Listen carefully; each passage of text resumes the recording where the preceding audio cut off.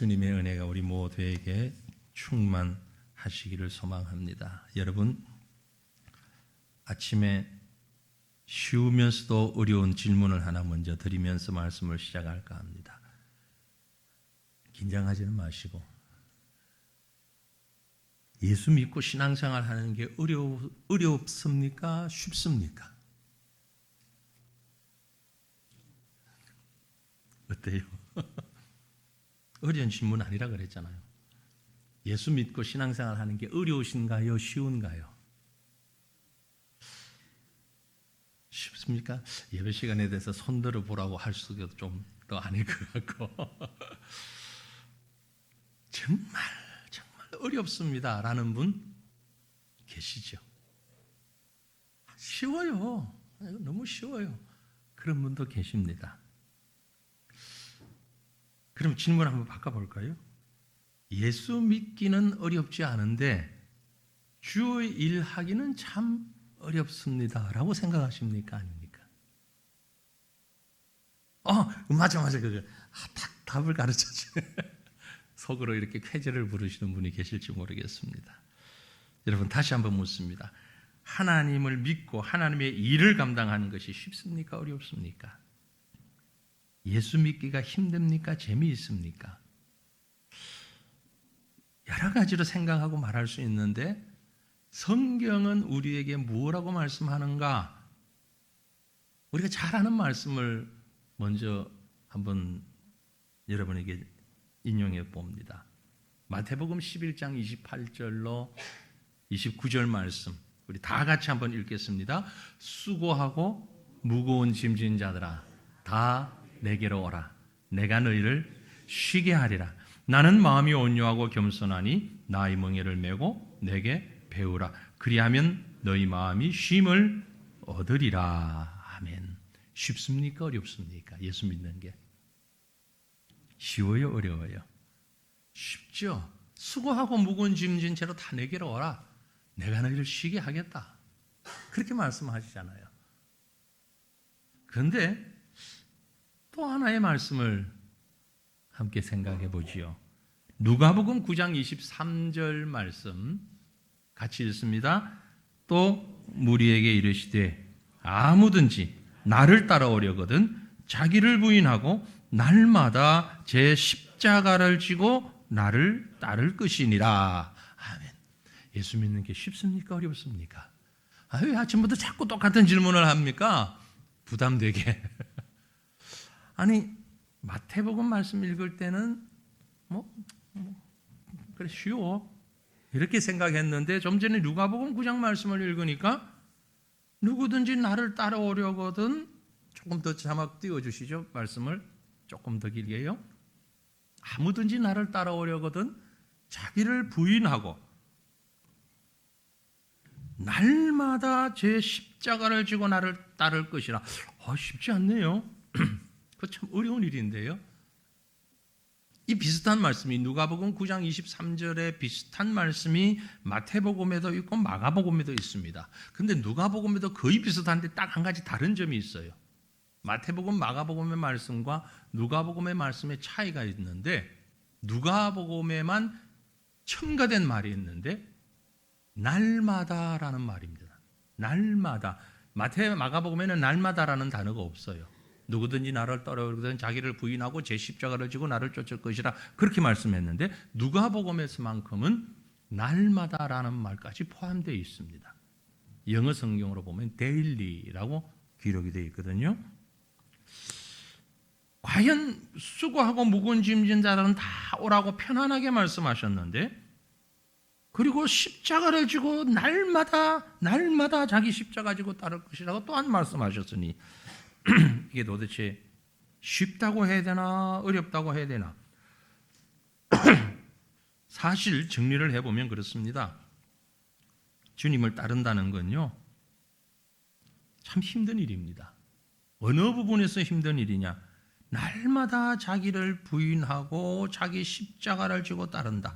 자기 십자가라는 게 뭡니까? 여러 가지로 해석할 수 있습니다만 내게 부여된 십자가, 사실은 그게 십자가가 아님에도 불구하고 내가 만든 십자가도 많이 있습니다. 내 혈기, 내 고집, 내 습관, 많은 것들이 있지요.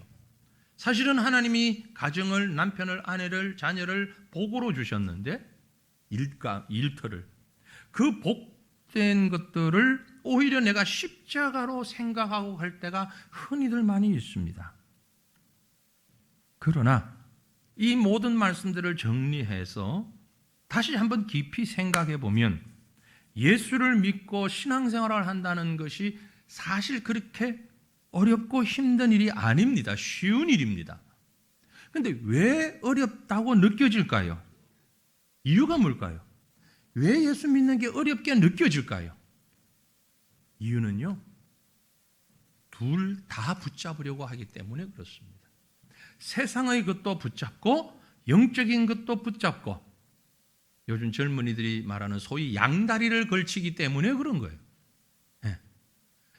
세상 하나를 포기하고 영적인 생활만 하게 되면 너무너무 쉬워요. 그런데 이게 포기하는 게 쉽지 않아요. 정확하게 말하면 신앙생활이 어렵다기보단 쉬운 신앙생활을 하기 위하여서 포기해야 하는 세상적인 것들을 내려놓기가 어려운 거죠. 조금 정리가 되십니까? 하나를 포기하면 아주 간단하고 쉬운데 그 하나가 포기가 안 되는 거죠. 왜요? 포기하면 죽을 것 같으니까. 아니, 안 될 것 같으니까. 그렇지 않습니까? 포기하면 안 될 것 같아. 무슨 일이 일어날 것 같아. 큰 일이 일어날 것 같아. 그래서 많은 사람들이 하나님을 믿고 하나님의 일을 하는 것은 참 힘들고 어렵다, 이렇게 생각을 하고 아예 시도조차도 안 해보는 사람들이 참 많습니다. 제가 아침에 이렇게 서론적인 말씀을 드리는 이유는 이게 서론이 되기도 하고 실제적으로 결론이 되기도 하지만, 신앙생활이 어려우신가요? 기억나게 하기 위함입니다. 여러분에게. 사실은 어렵지 않습니다. 그런데 어렵게 느껴져요. 비슷한 모델을 우리가 한번 생각하며 우리 자신을 돌아보고 묵상하기를 원합니다. 오늘 우리가 읽었던 열왕기상의 본문 말씀의 주인공은 물론 하나님이 주인공이시지만 하나님께서 이 스토리의, 이 이야기의 핵심에 엘리야라고 하는 인물을 두셨습니다. 자, 우린 엘리야를 많이 들어봤죠. 엘리야라는 이름은 이미 많이 들어보셨는데요. 하나님께서 엘리야와 대하시는, 엘리야에게 명령하시는 이 모든 말씀을 보면 참 고개가 갸우뚱해지는 일들이 참 많습니다. 그래서 여러분, 이 시간 말씀을 묵상하면서 우리가 엘리야의 입장에서 하나님의 말씀을 한번 듣고 그 속에서 나를 한번 돌아볼 수 있기를 바랍니다. 그러면 신앙생활하는 게 정말 어려운지 쉬운지 다시 한번 우리가 생각할 수 있을 것 같습니다. 엘리야, 하나님의 사람이죠. 선지자죠. 그런데 결론적으로 보면 그는 참 쉽게 신앙생활을 했습니다. 참 쉬운 신앙생활을 했어요. 어떻게 했기에 그 신앙생활이 쉬웠는가? 아주 간단하게 말씀을 드리면 순종부터 했기 때문에 그렇습니다. 무엇이 신앙생활이고 무엇이 믿음이냐? 순종부터 하는 것이 믿음입니다. 여러분, 오늘 이 아침의 말씀을 꼭 기억하시길 바랍니다. 믿음 생활 어떻게 해야 됩니까? 어떻게 해야 신앙생활 쉽게 할 수 있습니까? 잘할 수 있습니까? 아주 간단합니다. 뭐 하면 된다고요? 순종이에요. 그런데 순종부터 제일 먼저 순종부터 하자. 그럼 쉬워지는 거예요. 이 첫 단추를 잘못 꿰니까 안 되는 거예요. 아시는 대로 엘리야는 하나님의 위대한 종입니다. 그런데 하나님께서 그에게 정말 이해할 수 없는 명령을 내리십니다.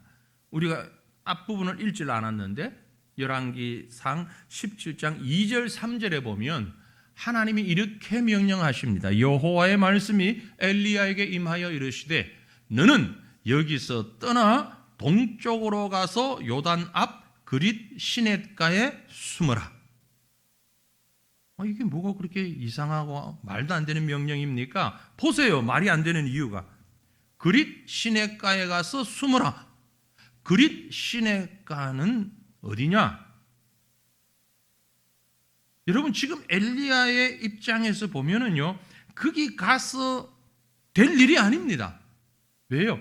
엘리야에게는 큰 숙제가 있어요. 영적인 대적이 있습니다. 아합 왕하고 영적으로 대립되고 지금 온 민족이 아합 왕의 통치하에서 고통당하고 있고 엘리야는 선지자입니다. 가장 원만한 혹은 자연스러운 명령이라면 하나님이 엘리야에게 이르시되 너는 가서 아합 왕과 한판 붙어라. 내가 힘주마. 이게 자연스러운 상황이에요. 무슨 말이냐면은 지금 엘리야는 숨어 지낼 때가 아니라는 겁니다. 상황이. 전면에 나서서 일을 해야 할 때입니다. 그런데 하나님께서 저 계곡에 가서 숨어 있거라. 그것만 해도 참 어려운데 하나님 말씀하시기를 그곳에 가면 까마귀들을 통해서 내가 음식을 날라줄 테니까 너는 편의점도 가지 말고 마트도 가지 말고 장도 보지 말고 그 숲속에 냇가에 가만히 있으라. 꼼짝도 하지 말고 있으라. 엘리야가 어떻게 했습니까? 그대로 순종했습니다. 아니 하나님, 내가 왜 지금 숨어야 돼요? 내가 뭘 잘못했게요? 항변하지 않았습니다. 아니 내가 무슨 잘못이 있길래 까마귀가 주는 것만 갖다 먹어야 됩니까? 그 별로 깨끗하지 않을 것 같은데. 묻지도 따지지도 이해하려고 하지 않았습니다. 엘리야는 무조건 순종했어요. 그리고 그곳에 가서 숨었습니다. 그리고 까마귀들을 통해 날라다주는 음식을 먹었습니다. 좋아요. 거기까지는 좋아요.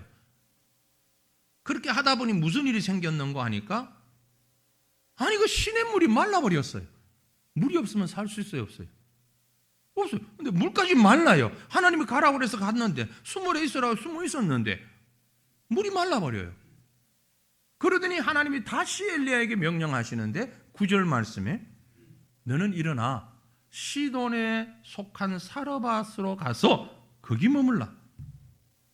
아니 왜요? 왜 창조주 하나님께서 당신의 종에게 이렇게 하셨을까?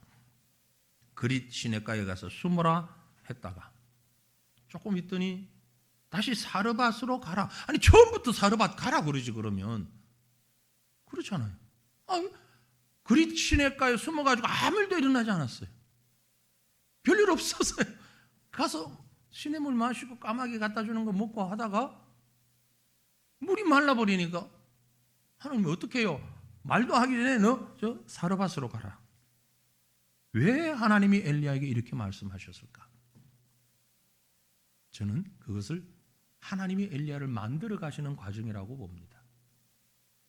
우린 하나님 앞에 순종하지 못하는 많은 이유 가운데 큰 것이 뭐냐면은 내 생각이 너무 많아요.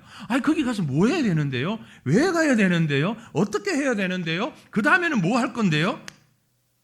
그릿 시냇가에 가서 숨어라. 사르밧 과부에게 가서 가라. 왜 그렇습니까? 하나님께서 지금 엘리야를 만들어 가고 계시는 거예요. 말도 안 되는 거예요. 보세요. 까마귀를 통해서 먹이신다? 여러분, 까마귀가 어떤 새입니까? 잘 모르시지만 까마귀는 잡식성이에요. 그죠? 아무거나 먹어요. 동물도 먹고 식물도 먹고 심지어 죽은 사체, 죽은 동물도 먹어요. 그 말은 까마귀는 이 식탐이 많다는 얘기입니다. 무언가를 보면 자기가 먹지 물어서 다른 누구를 갖다 주는 본능이 없는 동물이에요. 그런데 하나님이 까마귀가 갖다 주는 걸 먹어라. 어떻게 믿어요 그걸? 오늘 가지고 우연히 가지고 왔다 한들 내일 또 가지고 올지 안 올지 어떻게 알아요? 그런데 하나님께서는 그렇게 먹이십니다. 그리고 한술 더 떠가지고 사르밧으로 가서 거기 머물라. 내가 그곳 과부에게 명령하여 내게 음식을 주게 하였다. 아니 여러분, 사르밧은 어딘가 하니 북이스라엘의 시돈 지역에 속한 땅입니다. 이곳은 바로 아합 왕의 부인 왕비인 이세벨의 고향이에요.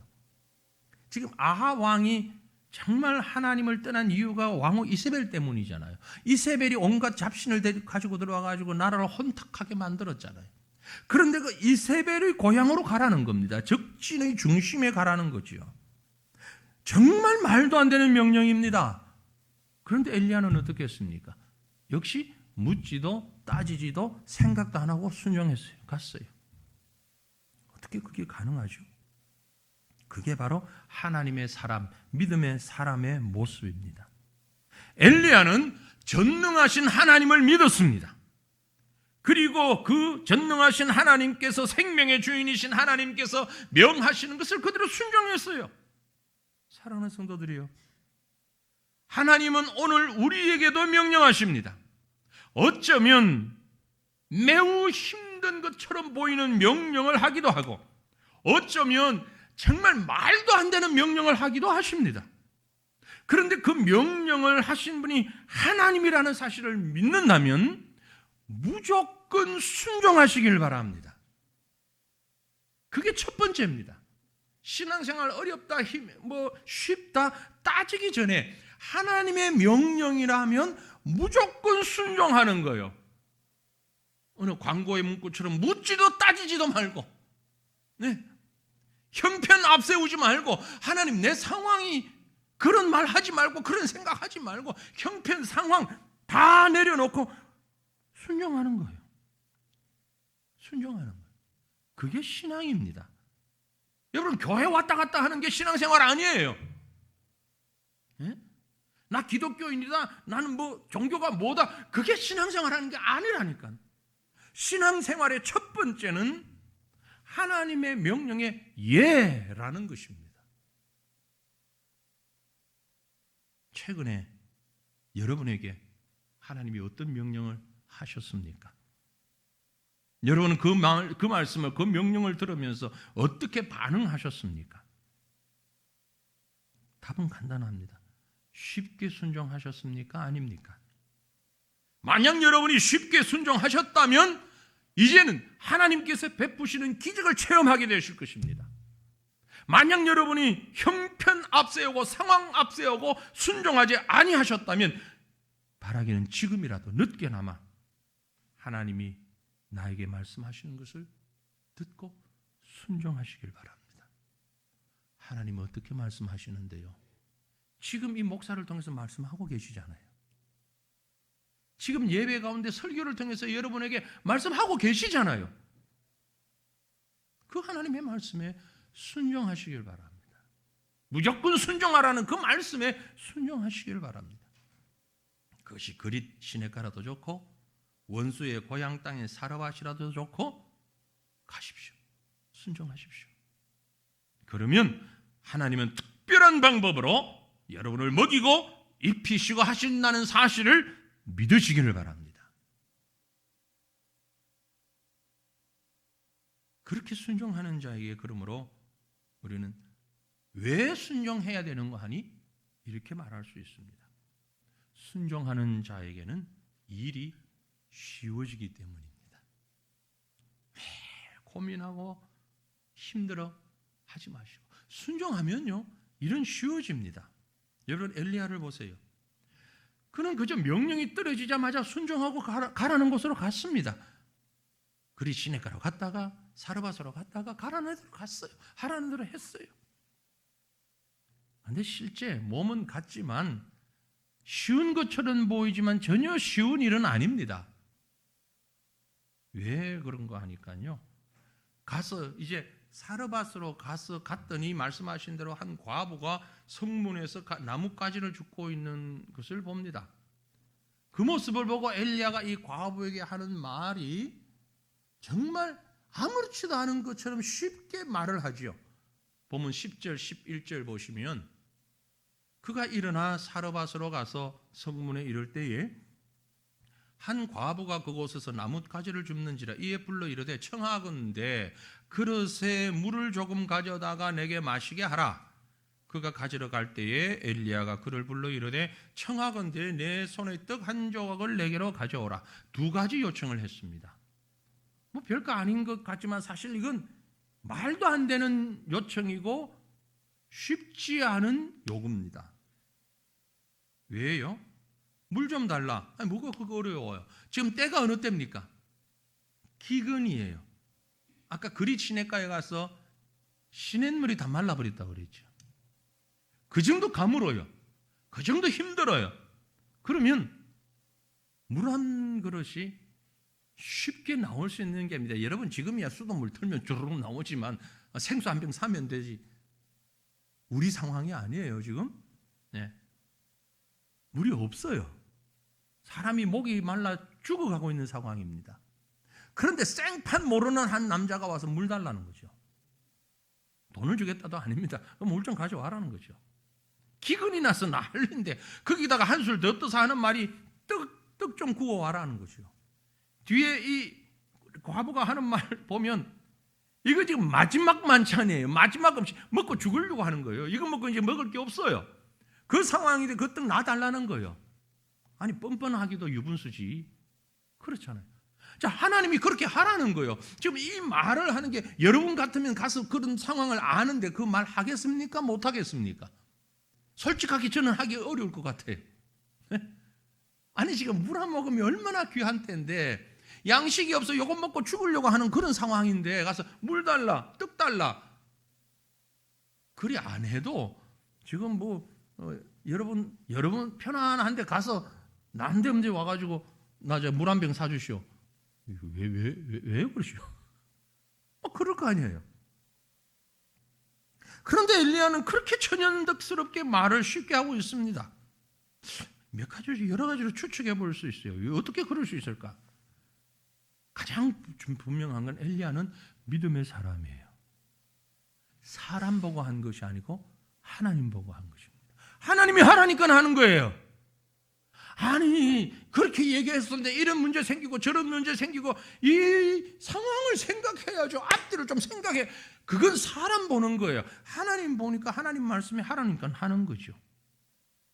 분명히 하나님이 말씀하셨어요. 바로 금방 읽은 말씀에 앞에 9절 말씀에 너는 일어나 시돈에 속한 사르밧으로 가서 거기 머물라. 내가 그곳 과부에게 명령하여 내게 음식을 주게 하였느니라. 이미 하나님이 엘리야에게 소스를 줬어요.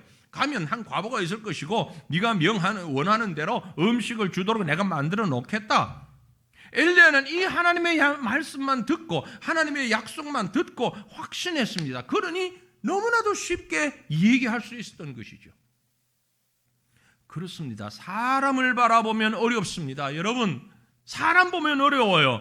지금 과부가 어떤 형편인지 마지막 가루로 떡을 해먹고 죽을 형편인 과부였는데 그러나 하나님은 이 과부를 통하여서 엘리야의 필요를 채워주시겠다고 약속하셨기 때문에 그 약속은 엘리야도 살리고 과부도 살릴 수 있다는 말씀이었기 때문에 엘리야는 믿음으로 행했던 겁니다. 그 믿음으로 행하는 게 자기도 살고 이 여인도 살리는 길이기 때문이죠.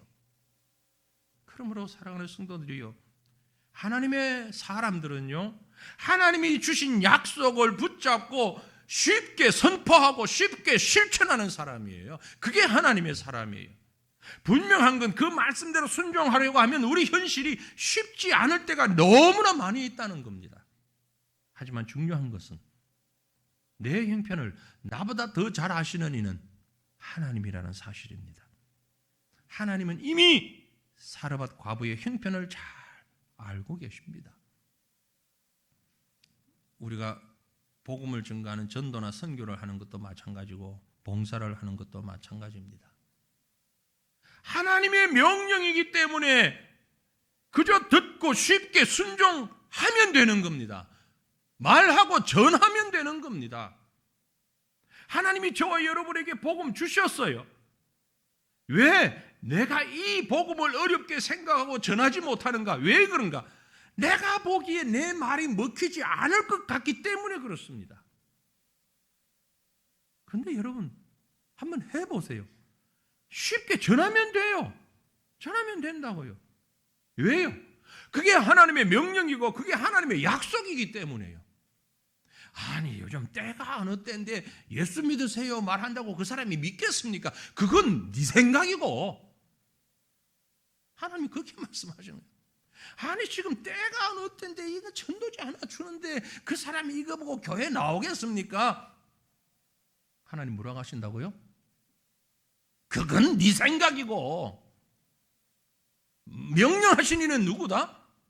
하나님이시다. 하나님이시다. 하나님이 하신다는데 왜 여러분이 된다 안 된다 딴지 걸고 있냐 이 말이에요.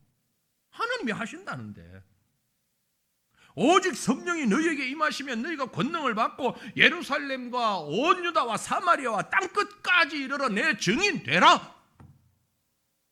아이고 하나님 때가 왔던데 무슬림 이슬람 국가 어떻게 가요? 불교권에 그렇게 가서 한다고 무슨 선교가 돼요? 아니 저 사람 절에 다니는 사람인데 저 사람은 스님인데 저 사람은 점쟁인데 뭔 예수를 어떻게 전해요?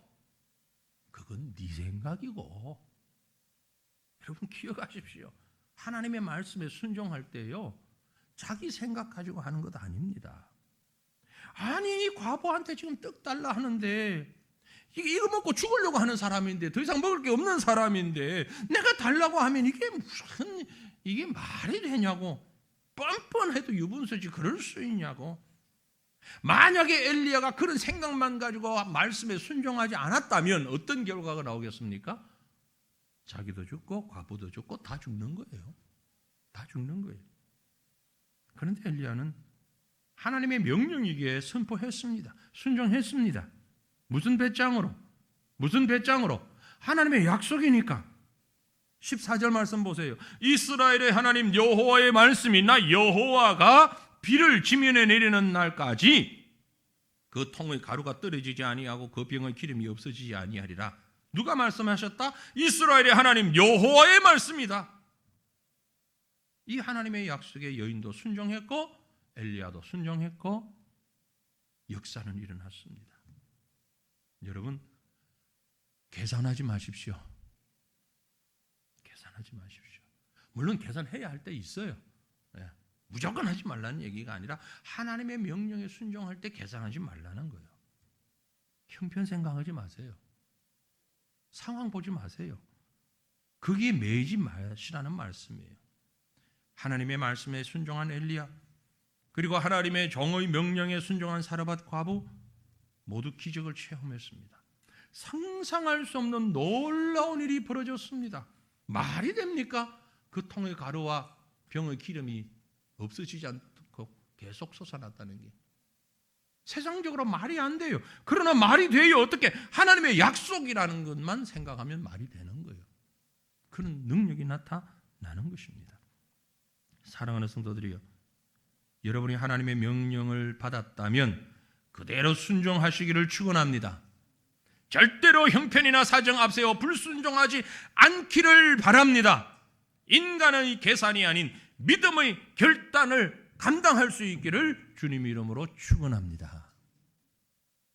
그러면 오늘 엘리야와 사르밧 과부는 어떻게 그렇게 순종할 수 있었을까? 엘리야니까 했겠죠? 아니요, 우리도 할 수 있습니다. 어떻게 해요? 쉽게 순종하는 자에게 필요한 것이 있습니다. 하나님의 말씀에 순종하기 위해서 꼭 필요한 것이 있는데 그것이 무엇인가 하니 여러 가지가 있지만 정리를 해보면 먼저 믿음의 확신이 있어야 합니다. 다시 말씀드리면 성경의 말씀이 하나님의 말씀인 것과 그분이 오늘도 나에게 말씀하신다는 확신이 있어야 된다는 얘기입니다. 말씀에 대한 확신이 없는 사람은 순종할 수도 없고 능력을 체험할 수도 없는 것입니다. 하나님은 약속의 하나님이에요. 그리고 약속하신 것은 반드시 이루시는 하나님인 것을 믿으시길 바랍니다. 믿습니까? 하나님을 정말 믿습니까?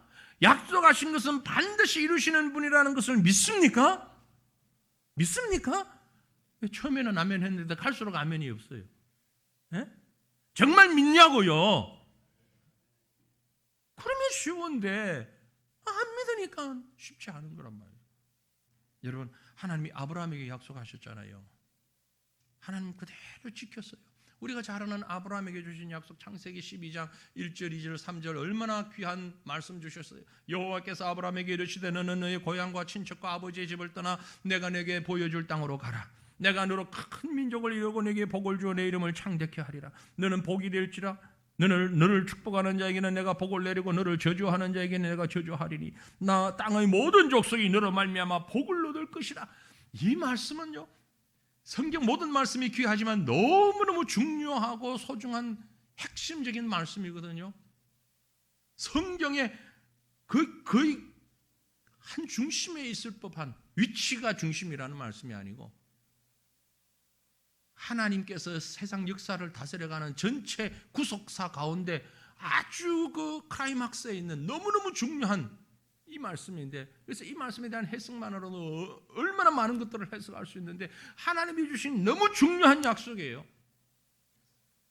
전혀 하나님을 알지도 경험하지도 못했던 아브라함에게 너는 고향과 친척 아비집을 떠나라, 내가 너에게 보여줄 땅으로 가라, 내가 너로 큰 민족을 이루게 하겠다, 내가 너로 큰 역사를 이루게 하겠다. 바로 앞에 11장에 있는 바벨탑 사건과 비교해보면 이건 엄청난 하나님의 역사예요. 사람이 만들려고 하는 사람의 나라가 아닌 하나님이 만드시는 하나님의 나라를 너를 통해서 만들어 가겠다라는 거죠.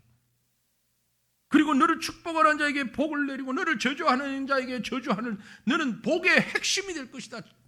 엄청난 약속을 하셨는데, 여러분 이때 아브라함은 믿음 없을 때예요. 겨우 하나님 이름 섞지 않은 정도, 그렇게 표현할 수 있을 만큼. 그런데 하나님은 아브라함에게 이 약속을 하셨고 그대로 이 약속을 이루셔서 아브라함의 후손을 통하여 메시아를 보내셨어요. 바로 이 약속을 성취하신 거예요. 메시아를 통해서 하나님의 나라를 이루어 가신 거예요.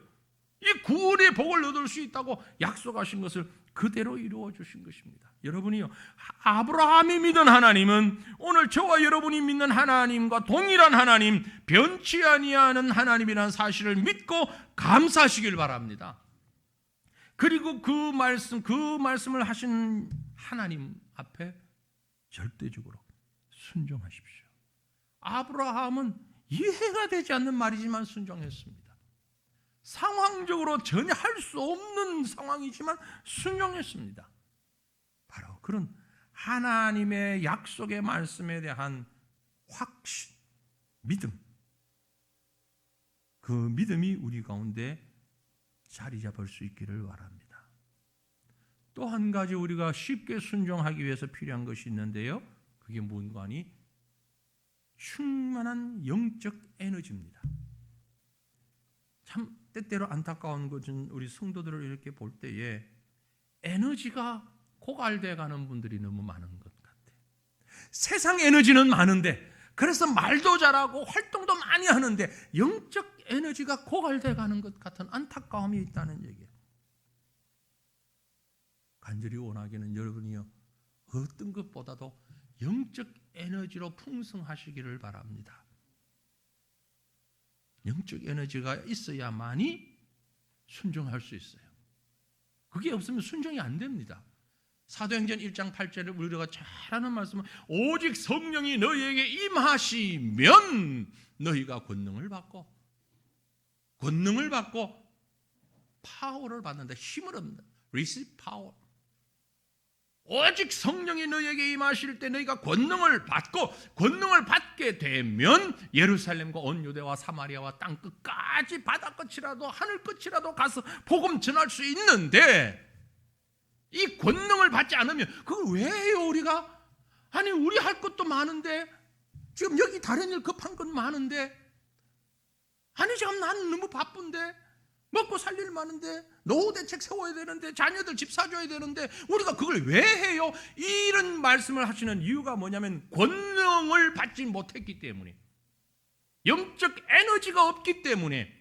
똑똑한 척하고 계산 잘하는 척하고 말 많은 척하고 논리적인 척은 하는데 영적 에너지가 없으면 순종할 힘이 없는 거예요. 우리 가운데 이런 분이 없기를 바랍니다. 그럼 어떻게 해야 이 영적 에너지를 받습니까? 오직 성령이 너에게 임하면,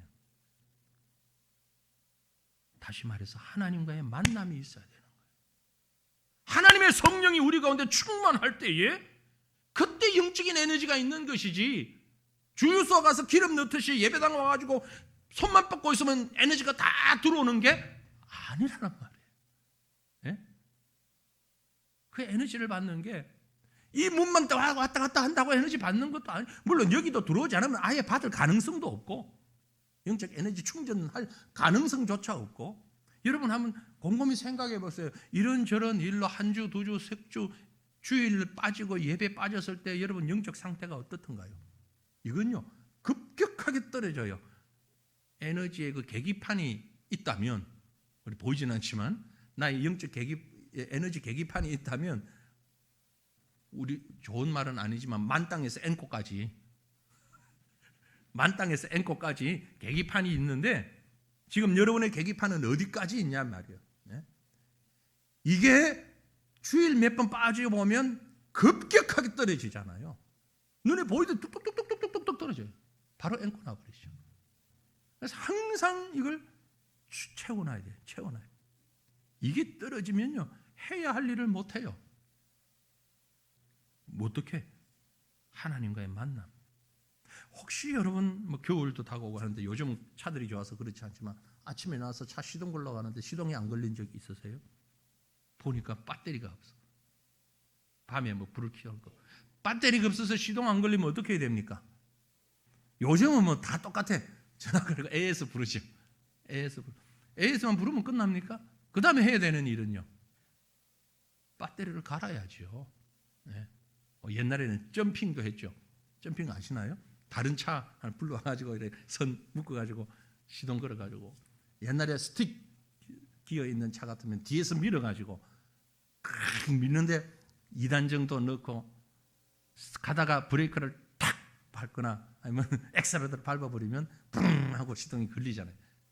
그리고 이제 정비소까지 가서 배터리를 갈든지 조치를 취해야 돼요. 여러분, 근본적으로는 배터리 교체해야 됩니다. 그렇죠? 신앙도 마찬가지예요. 영적 배터리가 방전되지 않게 조심하시길 바랍니다. 이런저런 이유, 상황 핑계하다 보면요, 자신도 모르는 사이에 이 배터리가 방전되기 쉽습니다. 언제 충전해야 됩니까? 바라기는 매일매일의 삶 속에서 날마다 자기를 부인하고, 초두에 내가 말씀드렸던 매일매일 영적 충전의 시간을 가질 수 있기를 바랍니다. 마지막으로 쉽게 순종하기 위해서는요, 필요한 것은 현재를 보기보다는 미래를 보아야 합니다. 현재보다는 미래를 보아야 합니다. 현재만 바라본다면 순종할 수도 하나님의 일을 할 수도 없어요. 지금 눈앞에 전개된 상황만 보고 일희일비하면 그 사람은 결코 하나님의 뜻을 이루어갈 수 없는 것입니다. 어떻게 해야 합니까? 하나님이 만들어 가시는 미래를 내다보며 현재를 이겨야 하는 거죠. 엘리야에게 현재는 고난입니다. 그래서 시냇가에 숨었고 과부에게까지 가서 피했습니다. 하지만 그는 현재만 바라보지 않고 미래를 바라보았어요. 그러니 결국 바알 아세라 선지자들과 이기는 능력의 종이 된 겁니다. 과부도 마찬가지잖아요. 현재 자기 신세만 보았다면 절대 엘리야의 말에 순종할 수가 없었어요. 하지만 엘리야 선지자의 말을 듣고 미래를 바라보았기 때문에 순종할 수 있었던 겁니다. 위대한 인물인 모세를 보세요. 모세가 애굽을 떠나가지고 온 이스라엘 백성을 인도할 수 있었던 이유는 미래에 계신 하나님을 보았습니다. 히브리서 11장 22절 보면 믿음으로 모세는 장성하여 바로의 공주의 아들이라 칭함받기를 거절하고 도리어 하나님의 백성과 함께 고난받기를 잠시 죄악의 낙을 누리는 것보다 더 좋아하고 그리스도를 위하여 받는 수모를 애굽의 모든 보화보다 더 큰 재물로 여겼으니 이는 상주심을 바라봅니다. 모세가 그리스도를 바라보았단 말이에요. 그리스도의 신앙을 가졌다는 얘기입니다. 무슨 말입니까? 사랑하는 성도들이요, 내일을 보자는 얘기입니다. 미래를 보고 순종하자는 얘기입니다. 기억하십시오. 여러분의 미래는 오늘의 결과입니다. 오늘이 미래의라는 열매를 가지고 옵니다. 그런 면에서 오늘은 내일을 위해 훈련하고 연단하는 시간이 되어야만 하는 것입니다. 여러분이 혹시 지금 여러분이 기근 가운데 있습니까? 너무너무 힘든 아합 같은 대적자와 싸우고 있습니까? 그렇다면 그건 단순한 고난이 아닙니다. 훈련이며 축복이며 내일을 위한 기회입니다. 바로 그 기근이, 그 싸움이 엘리야를 축복된 존재로 만들어가고 있는 겁니다. 그릿 시냇가의 어려운 훈련을 통하여서 사르밧 지역의 가난한 과부를 통하여서 하나님은 엘리야를 더 위대한 일의 기적의 주인공으로 만들어가고 계시는 것입니다. 사람의 생각으로는 도저히 말도 안 되는 상황, 그 상황을 통해서 하나님은 자기 백성을 훈련하십니다. 베드로전서 1장 7절을 보세요. 너희 믿음의 확실함은 불로 연단하여도 없어질 금보다 더 귀하여 예수 그리스도께서 나타나실 때에 칭찬과 영광과 존귀를 얻게 할 것이라. 우리에게 다가오는 어려움은 한 번으로 끝나는 어려움 아닙니다. 없어지는 어려움 아닙니다. 이것은 훈련입니다. 항상 반복되는 훈련입니다. 무엇을 위해서? 하나님이 우리에게 주시는 내일의 영광을 위해서. 그러므로 사랑하는 성도들이여, 쉽게 신앙생활 하십시다. 어렵게 복잡하게 힘들게 하면 실패합니다. 쉽게 하십시다. 하나님과 동행하는 신앙의 길 어렵지 않습니다. 하나님의 약속을 믿고 하나님이 주시는 능력을 덧입고 믿음의 눈으로 내일을 바라보면 정말 쉽고 복된 길이 신앙생활하는 길입니다. 그러므로 일어서 순종하시기 바랍니다. 도전하시길 바랍니다. 어렵더라도 주저앉지 말고 약속 붙잡고 나아갈 때에 하나님의 기적은 여러분 앞에 다가올 겁니다. 그리하여 정말 즐겁고 신나고 어렵지 않은 믿음 생활 해가는 저와 여러분이 우리 온 성도들 되시기를 주님의 이름으로 축원합니다. 함께 기도합니다. 말씀을 생각하며 자신을 돌아보며